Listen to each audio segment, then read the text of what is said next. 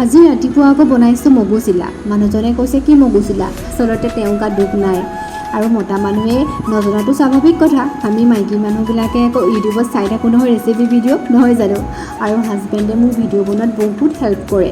তেওঁৱে কৈ থাকে ভিডিঅ' বনোৱা, মইহে বনাব থাকি যায় এলাহতে। মগু চিলা খাই ভালেই লাগে আৰু ময়ো এনেকুৱা ধৰণৰ ৰেচিপিবিলাক ইউটিউবত চাই বনাই থাকোঁ। তেওঁ কেতিয়াবা আচৰিত হয়, তুমি জানা কেনেকৈ?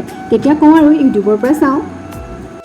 দুপৰীয়া আকৌ এওঁ বস্তু এটা আনিবলৈ বুলি ফাঁচী বজাৰলৈ গৈছিলোঁ। আহি থাকোঁতে মোৰ আকৌ বিহুতলীৰ ওচৰৰ এই এজাৰ গছ কেইজোপালৈ চকু পৰিলে। সেই ভাবিলোঁ এটা ভিডিঅ' কৰি আপোনালোকলৈও আগবঢ়াই থওঁ, নহয় জানো। এনেকৈ শাৰী শাৰীকৈ যদি গছবোৰ ৰুই থৈ থাকে বহুত ছাঁ পোৱা যায়, আৰু সেয়ে মোৰ বিহুতলীৰ ওচৰৰ এই গছকেইজোপা বহুত ভাল লাগে আৰু ইমান ধুনীয়া ছাঁ দি থাকে। তাৰপিছতে আহিল আকৌ মোলৈ এটা পাৰ্চেল। মই এটা মিছত কুৰ্তি অৰ্ডাৰ কৰিছিলোঁ। কুৰ্তিটো ইমান ভাল লাগিলে, আপোনালোকক যে মই শ্বেয়াৰ নকৰাকৈ থাকিব নোৱাৰিলোঁ। বহুত ধুনীয়া আহিছে কাপোৰটো। আৰু আজি ভিডিঅ'টো ইমানতে সামৰণি মাৰিছোঁ দেই, বাই বাই।